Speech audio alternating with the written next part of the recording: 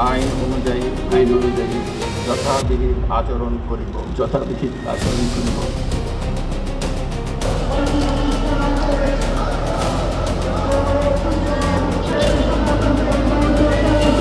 तो बांग्लादेश से बड़ी खबर है। वहां की पूर्व प्रधानमंत्री शेख हसीना को फांसी की सजा सुनाई गई है। पहले से ही माना जा रहा था कि उनके खिलाफ सख्त सजा का ऐलान हो सकता है। मोहम्मद यूनुस की अंतरिम सरकार पहले ही शेख हसीना की अवामी लीग के चुनाव लड़ने पर बैन लगा चुकी थी। ऐसे में शेख हसीना को ऐसी सजा सुनाकर बांग्लादेश में उनकी वापसी के रास्ते को हमेशा के लिए बंद करने के तौर पर भी देखा जा रहा है। अदालत ने कहा है कि सबूतों से ये क्रिस्टल क्लियर है कि शेख हसीना ने प्रदर्शनकारियों को भड़काया, फिर उनके साथ बर्बरता की। उनकी हत्या में शेख हसीना का हाथ है। आंदोलन को क्रूरता से कुचलने की कोशिश की गई। शेख हसीना ने ढाका यूनिवर्सिटी के वीसी को टेलीफोन करके हत्याएं करने की धमकी दी। शेख हसीना को 1400 हत्याओं का दोषी ठहराया गया है। शेख हसीना के साथ वहां के पूर्व गृह मंत्री को भी फांसी की सजा सुनाई गई है। इंटरनेशनल क्राइम्स ट्रिब्यूनल यानी आईसीटी ने सोमवार को पूर्व प्रधानमंत्री शेख हसीना, पूर्व गृह मंत्री असदुल्ला जमा खां कमाल और पूर्व पुलिस महानिरीक्षक चौधरी अब्दुल्ला अल मामून के खिलाफ मानवता के खिलाफ अपराधों के 5 आरोपों पर अपना ये फैसला सुनाया है।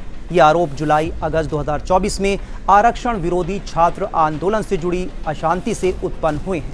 शेख हसीना और उनके सहयोगियों के खिलाफ 8747 पन्नों के आरोप पत्र कोर्ट में दाखिल किए गए थे, जिनमें पीड़िता के बयान, जब्त किए गए सबूत और पीड़ितों की पूरी लिस्ट होने की बात कही गई थी। इसी आधार पर आईसीटी ने शेख हसीना के खिलाफ फैसला सुनाया। कोर्ट ने सरकारी गवाह बनने के लिए पूर्व पुलिस महानिरीक्षक चौधरी अब्दुल्ला अल मामून को एक केस में माफ कर दिया है। वहीं दूसरे केस में उन्हें 5 साल की सजा सुनाई गई है। पूर्व प्रधानमंत्री शेख हसीना, पूर्व गृह मंत्री असदुल्ला जमा खां और पूर्व पुलिस महानिरीक्षक चौधरी अब्दुल्ला अल मामून, इन तीनों के ऊपर विद्रोह के दौरान मानवता के खिलाफ अपराध करने का आरोप लगाने वाले मामले में ये फैसला आया। आईसीटी के न्यायमूर्ति गुलाम मुर्तुजा मजूमदार की अध्यक्षता में अंतर्राष्ट्रीय अपराध न्यायाधिकरण 1 की 3 सदस्यीय पीठ ने यह फैसला सुनाया। बांग्लादेश के इतिहास में ये पहली बार है जब आईसीटी ने किसी वर्तमान शासन अध्यक्ष के खिलाफ ये फैसला सुनाया है। अदालत ने कहा है कि इतना ही नहीं, अस्पतालों को शेख हसीना ने धमकी दी थी कि किसी भी घायल प्रदर्शनकारी का इलाज नहीं किया जाए। कोर्ट ने कहा कि जिन डॉक्टरों ने घायल प्रदर्शनकारियों का इलाज किया, उनका तत्काल ट्रांसफर कर दिया गया।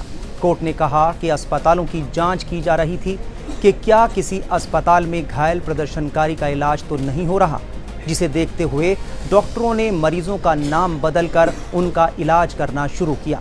जो प्रदर्शनकारी मर रहे थे, उन्हें जलाया जा रहा था। अभियोजकों ने कोर्ट में बताया था कि शेख हसीना ने 14 जुलाई 2024 को गढ़ भवन में एक प्रेस कॉन्फ्रेंस में भड़काऊ टिप्पणी की थी। इसके बाद सत्तारूढ़ दल के कार्यकर्ताओं ने कथित तौर पर छात्रों और नागरिकों पर सुनियोजित हमले किए।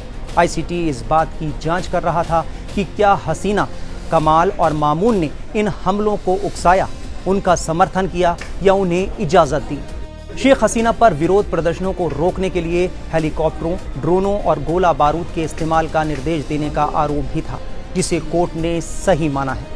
शेख हसीना ने अंतर्राष्ट्रीय अपराध न्यायाधिकरण यानी आईसीटी की ओर से सुनाए गए फैसले पर अपनी पहली प्रतिक्रिया दी है। उन्होंने फैसले को धांधली से स्थापित एक पक्षपातपूर्ण और अलोकतांत्रिक ट्रिब्यूनल का फैसला बताया है। उन्होंने कहा कि ये ट्रिब्यूनल एक ऐसी अंतरिम सरकार चला रही है जिसका कोई लोकतांत्रिक जनादेश नहीं है और जिसके फैसले स्पष्ट रूप से राजनीतिक प्रेरणा से संचालित हैं। हसीना के मुताबिक उनके खिलाफ मौत की सज़ा की सिफारिश इस बात का संकेत है कि अंतरिम सरकार के चरमपंथी तत्व बांग्लादेश की अंतरिम निर्वाचित प्रधानमंत्री को समाप्त करना चाहते हैं और साथ ही अवामी लीग को एक राजनीतिक शक्ति के रूप में खत्म करने की साजिश रच रहे हैं। तो शेख हसीना को लेकर जो भी आगे खबर होगी और बाकी खबरों के लिए आप देखते रहिए टाइम्स नाउ ऑफ भारत का ये डिजिटल प्लेटफॉर्म।